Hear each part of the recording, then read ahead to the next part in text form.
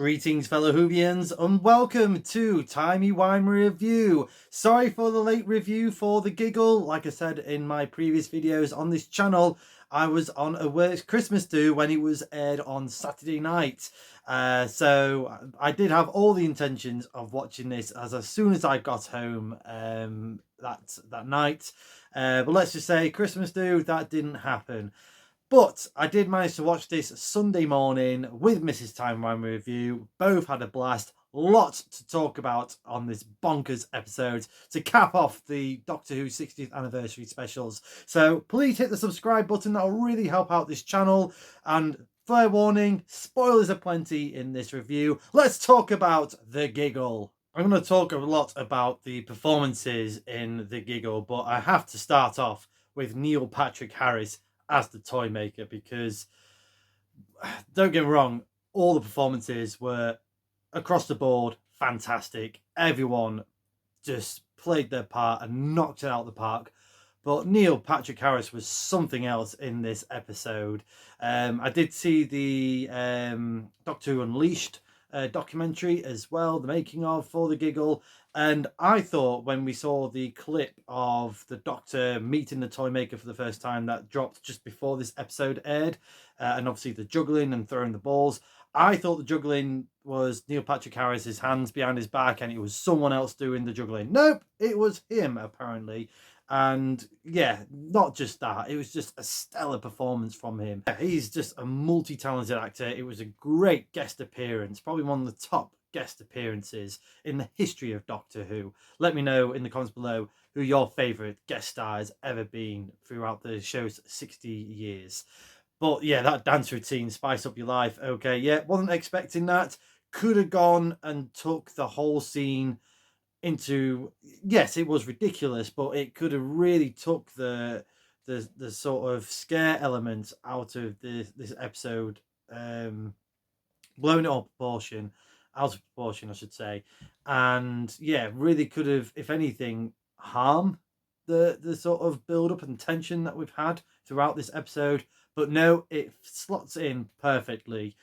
It's a great dance routine. Poor Kate Stewart getting slammed into the wall. That just made me laugh. And yeah, and Bonnie Langford getting spun off her heels really on that one. But yeah, just the performances just across. They're just, obviously the dialogue helps, the script helps as well, but yeah, with the accent that he put on as well. And that was kind of another clever thing that I noticed, and again it was touched upon in the Doctor Who Unleashed, that sort of like the ridiculous over the top accents that he was putting on, mixing it with the tense sort of line. So like, I love the lines where he was doing a bit of a character assassination from the Doctor. I was expecting it on the 60th anniversary. I called it. I'm taking that one. So we got a bit of a character assassination. Love that scene with the dolls of Bill and Amy Pond and Clara. And he's like, oh, that's all right then. Rory should have been mentioned though in that sort of character assassination. But yeah, back to his sort of racist sort of undertones on there, because that was kind of, I thought it was quite clever how Russell T Davies kind of wrote that in a bit, and sort of like, yeah, the character of the toy maker, he was once called Celestial Toy Maker, but that was kind of more of Chinese stereotype, and obviously with the original toy maker played by Michael Gough back in 1966, having the Chinese or Mandarin outfit. Correct me if I'm wrong in the comments. Yeah, there was kind of a little bit of racist undertone. So instead of sort of like ignoring it, let's sort of incorporate that in his character. Make him do sound racist. With the ridiculous over-the-top accent to the person who bought the doll, saying about, oh, you're used to more warmer climates, and obviously he's from Britain. All of that just worked really well, and yeah, I thought it was some clever writing there as well. With this being David Tennant and Catherine Tate's swan song, they again really brought it home in this episode. And throughout the three specials, it was pretty much like Donna 2.0 and the 14th Doctor, 10th Doctor 2.0 as well. And yeah, it really upped the game. There was definitely similarities to the characters, but it was definitely a further development for the characters and the Doctor. David Tennant, again, brilliant. You like that was ever gonna not happen. That rant about the human race being hateful and angry, it felt something very much like the third Doctor would have said, especially the similarities of the Doctor being with Unit as well. Let's just sidestep a little bit with that with performances and talk about Unit. Obviously, we saw the big Unit tower. Clearly looks like the Avengers Tower to me. Ever since I saw that trailer, I thought, yeah, Avengers Tower, and with a robot as well, which kind of wasn't really mentioned that much. There was sort of like robot. Where did that come from? But yeah, that set looks great. Surely there's got to be a Unit spin-off series coming off at some point, maybe, because that is a massive set. Not to do anything more with it, and I felt like there was a lot of characters being established here. With obviously we've got Kate Stewart, but obviously we also got Ruth Madeley, Shirley Bingham as well. Bonnie Langford's in there. We'll get to her as well in this review.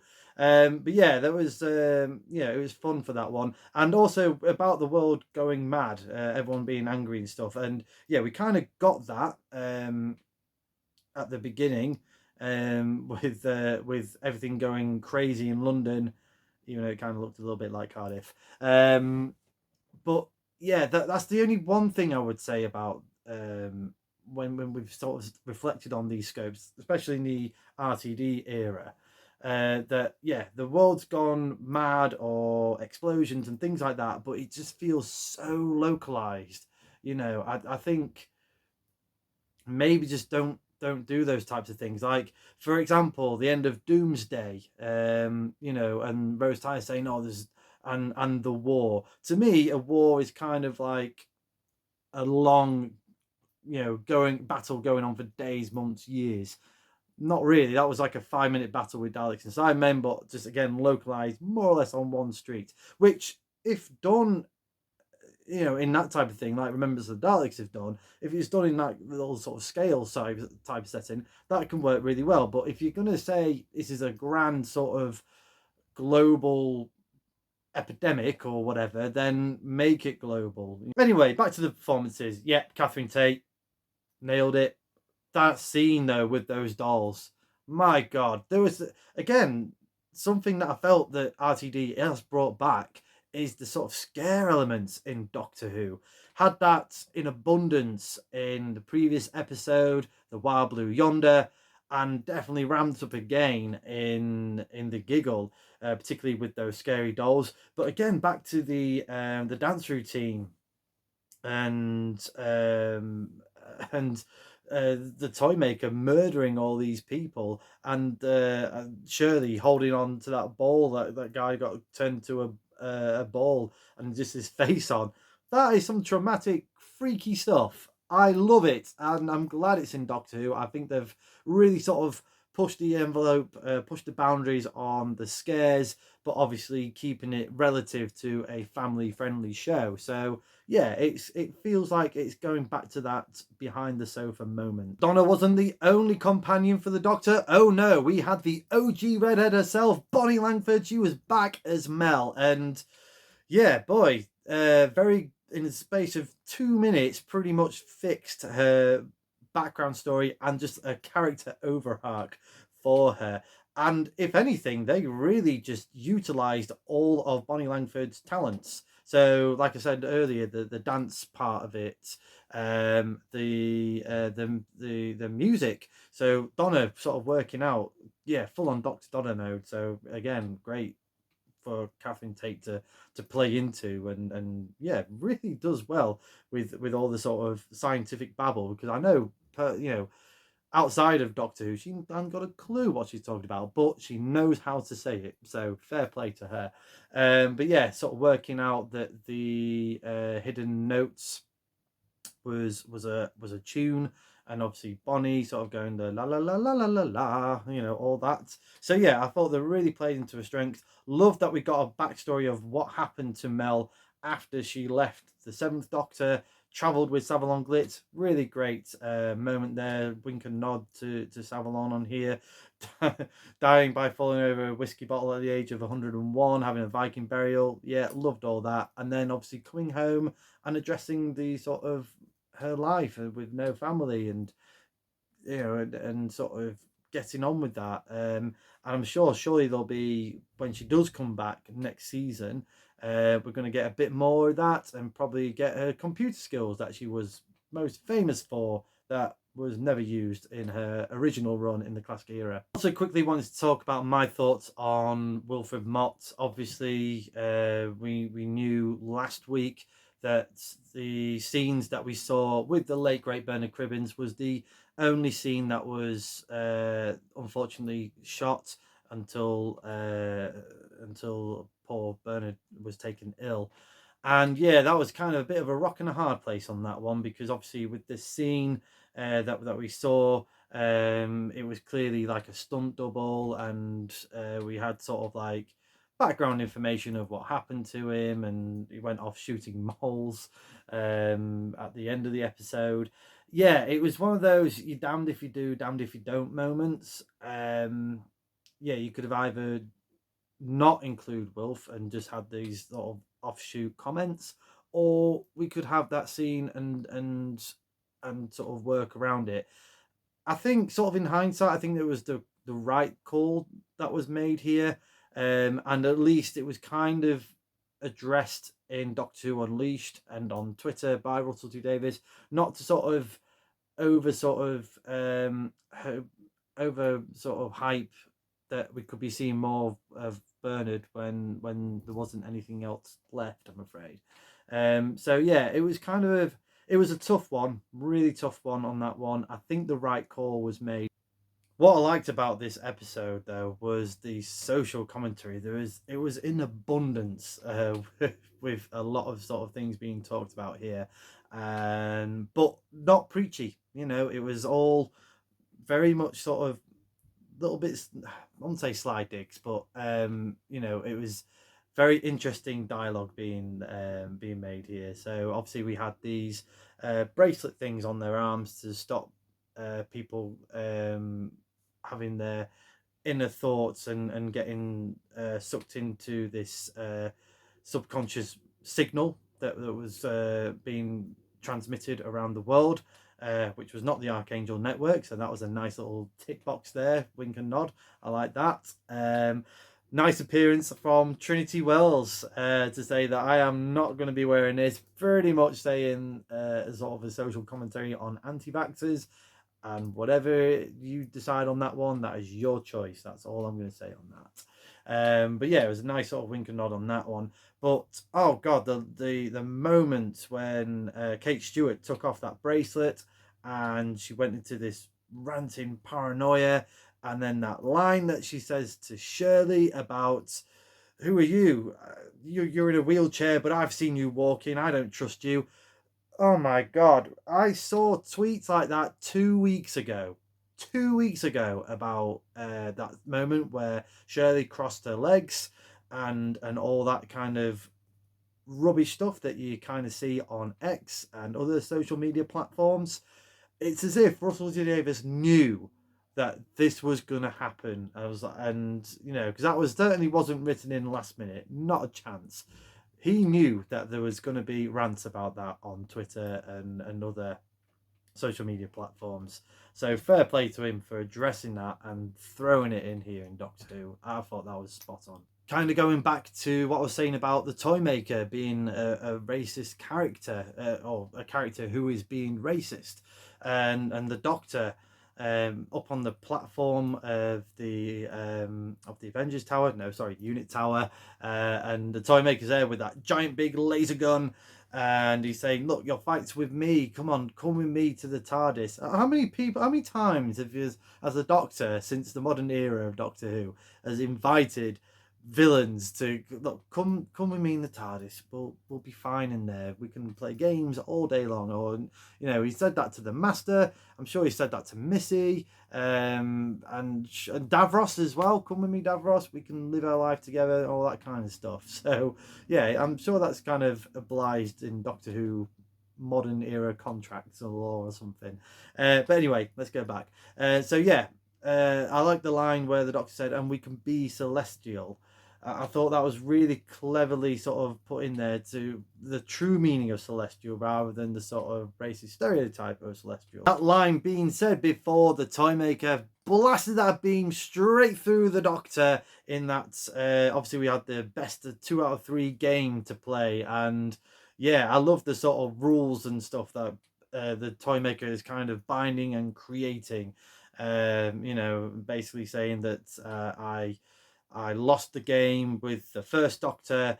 I won this game with this Doctor. So by your rules, I'm going to have to play the final game with a brand new incarnation of the Doctor. So let's talk about the elephant in the room. The Bigeneration. The Bigeneration was heavily rumoured.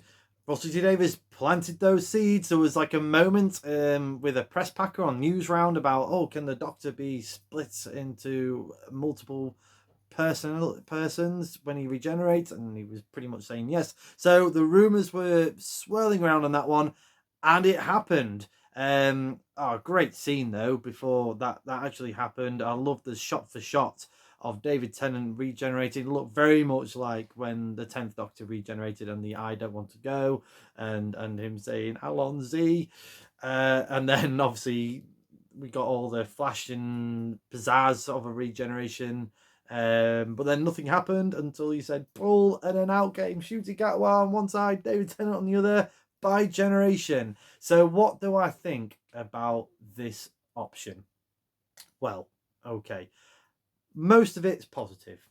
I think a lot of stuff can come out of this good.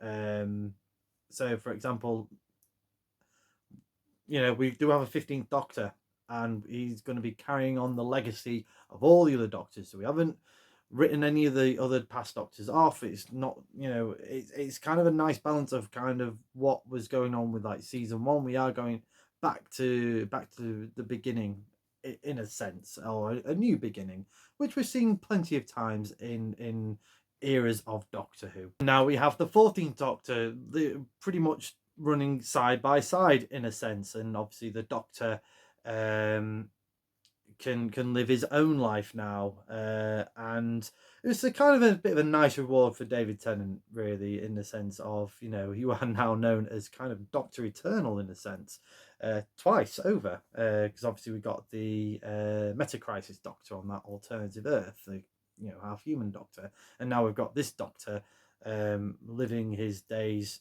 on Earth to have a rest. You know, this is kind of what was kind of being built up through the 60th anniversary. Why this face come back?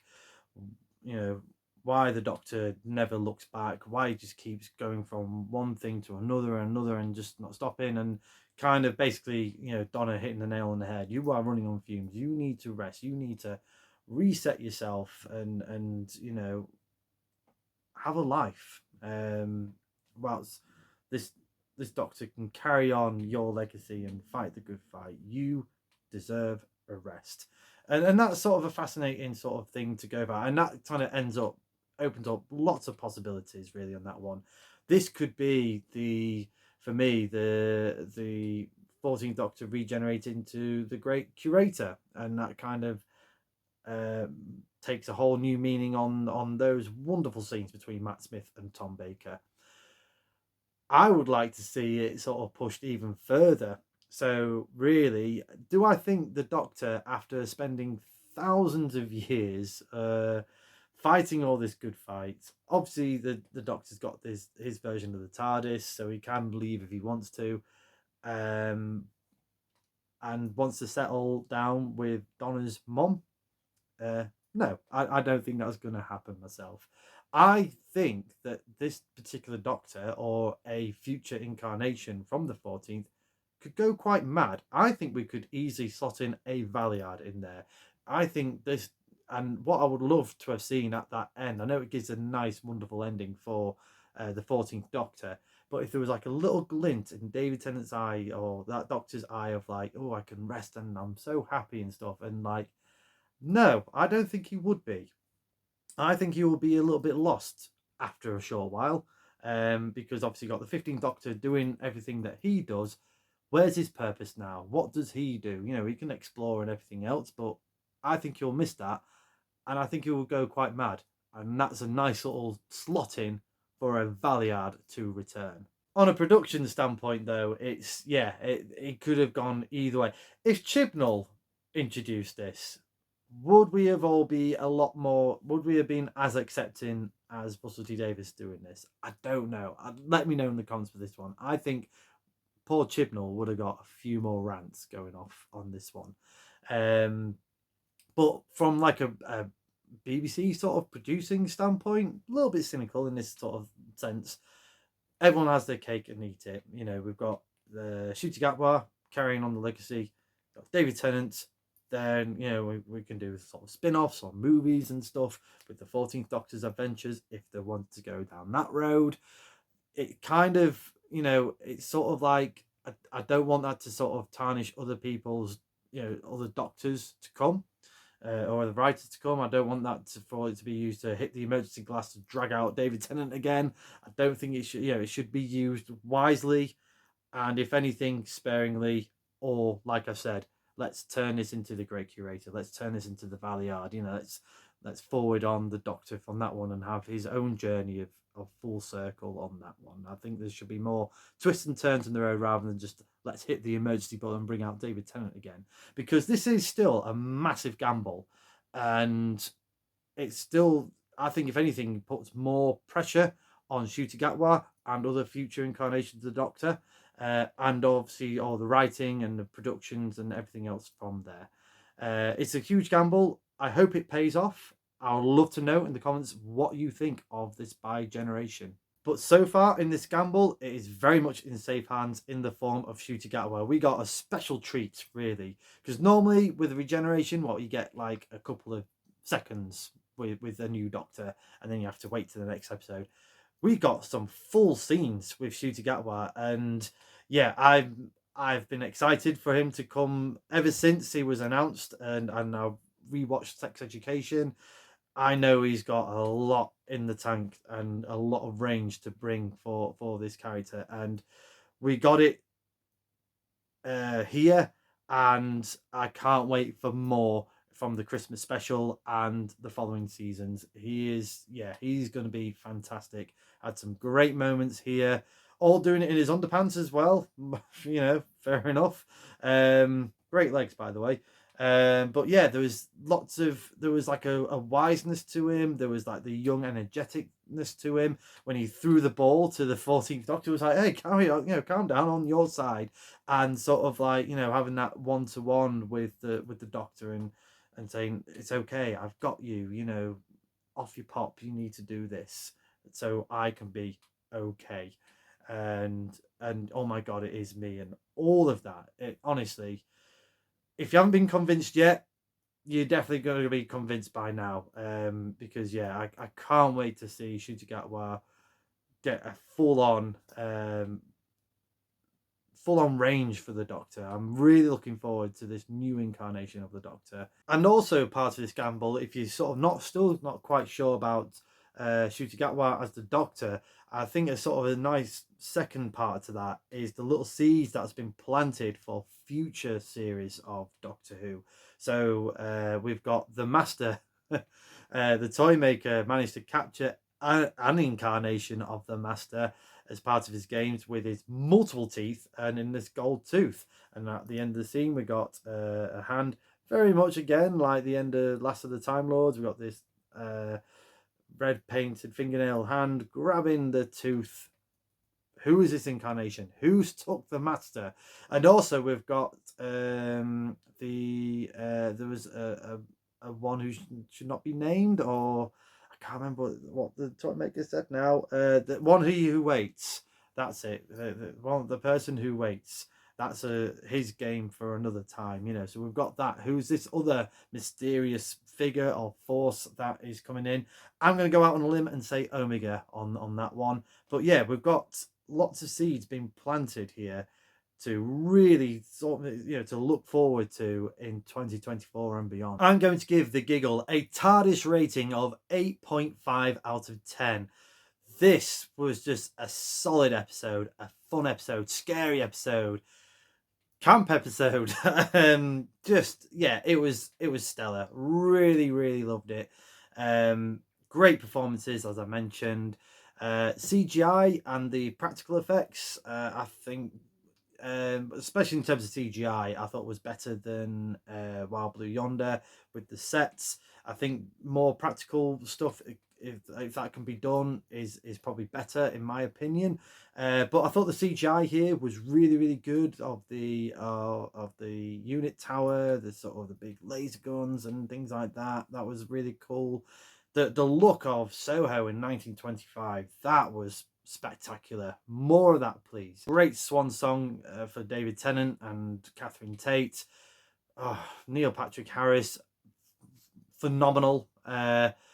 All the actors and actresses were brilliant. Bonnie Langford, you know, she's sorted. I think she's definitely in safe hands. Ncuti Gatwa, can't wait for him. He's going to be a fantastic Doctor. Got no doubts about that whatsoever. Can't wait for more of him in the Christmas special and in future seasons. And yeah, just a phenomenal storytelling.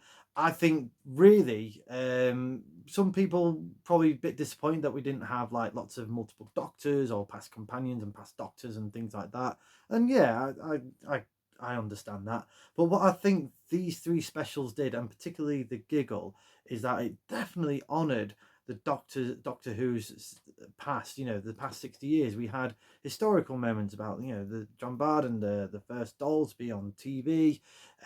We had the scare elements there. We did have past companions like with Mel. We talked about past companions like with Adric and all the devastation that the Doctor has dealt with over his previous generations, like the Logopolis, the Flux, all of that, you know. So we had that, but we moved the needle forward into sort of a new era into Doctor Who. The Bigeneration, massive gamble, and I hope that it does pay off. And so far, I think it is. But you know, still a long way to go on that one. But yeah, as a whole, I thought this was a great set of specials. I think they are going to be fondly remembered even more so. I've still only managed to watch the full episode of the Giggle once, and I can't wait to watch it again. Let me know in the comments below your thoughts to the Giggle. Was this your favourite episode out of the 60th anniversary specials? What did you think of all the performances? What did you think to Ncuti Gatwa's introduction as the 15th Doctor, the Bigeneration? All of it, just let me know in the comments. Let's have a great chat about this. Thank you very much for watching. I hope you've enjoyed this spoiler talk / review. If you have, please like, share and subscribe. Hit the cloister bell for more notifications. Come say hello and follow me on Facebook and X. And do check out my other fantastic Doctor related content, especially on the Timey Wimey Review TikTok page. Lots of fun questions being on there. Thanks for everyone who has been on the TikTok page and has liked and commented and shared and subscribed as well. I'm on over 100 subscribers since I've started the TikTok channel earlier this year. Thank you for that. But do also check out my other fantastic Doctor related content right here on the Timey Wimey Review YouTube channel. And as the good Doctor once said, I challenge you to a game.